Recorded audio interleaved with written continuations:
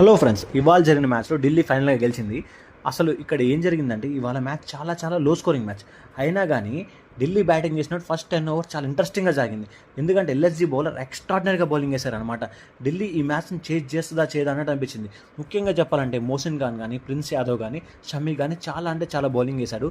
వాళ్ళలో ఫస్ట్ ఓవర్లో ఫస్ట్ బాల్కి షమీ రాహుల్ని అవుట్ చేశాడు. తర్వాత వచ్చిన నిశాంక అయిపోయాడు, నితీష్ రాణా కూడా ఎమ్మటే అవుట్ అయిపోయాడు, అండ్ అక్షర్ పటేల్ కూడా అవుట్ అయిపోయాడు. ఇలా వికెట్ టకటగా కోల్పోయేసరికి చాలా ప్రెజర్లో గెలిపింది. కానీ Sameer Rizvi and Tristan Stubbs మాత్రం ఎక్స్ట్రాడినరీగా ఇద్దరు 100+ పార్ట్నర్షిప్ నెలకొల్పి చివరి వరకు ఉండి మ్యాచ్ని గెలిపించారు. ముఖ్యంగా చెప్పాలంటే రిజ్వీ అయితే ఎక్స్ట్రాడినరీగా ఆడాడు. ఫస్ట్ రన్ తీయడానికి 7 బాల్స్ ఆడిన రిజ్వీ నెక్స్ట్ చాలా ఫాస్ట్గా ఆడాడు, 70 రన్స్ చేశాడు. Excellent batting. ట్రిస్టన్ స్టబ్స్ కూడా ఎక్స్ట్రాడినరీ బ్యాటింగ్ చేశాడు. చాలా అంటే చాలా మంచి పార్ట్నర్షిప్ చేశాడు.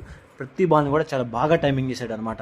అండ్ కమింగ్ టు ఎల్ఎస్జీ బ్యాటింగ్లో ఎవరు బాగా ఆడలేడు. స్టార్టింగ్లో ఒక్క మార్చ్ బాగా ఆడాడు అంతే, ఇంకెవ్వరు చెప్పుకున్నంత బాగా ఆడలేదు.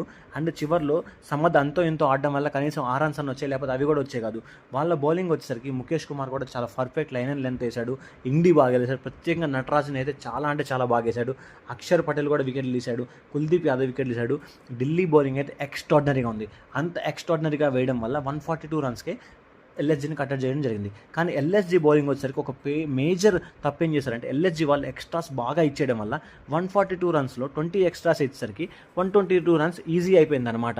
ఆల్రెడీ ప్రెషర్ బిల్డ్ అవుతుంటంలో ఎక్స్ట్రాస్ ఇవ్వడం అనేది చాలా చాలా తప్పు అనిపించింది. మీకేమనిపించింది? మీరు చూసినప్పుడు 5th బౌలింగ్ ఆప్షన్ ఉండుంటే బాగుంది అనిపించింది ఎల్ఎస్జీకి. నా ఎనాలిసిస్ ఎప్పుడు స్ట్రైట్ ఫార్వర్డ్గా ఉంటుంది. మీకు కనుక నచ్చినట్టయితే ఖచ్చితంగా సబ్స్క్రైబ్ చేయండి, లైక్ చేయండి, కామెంట్ చేయండి. జై భారత్.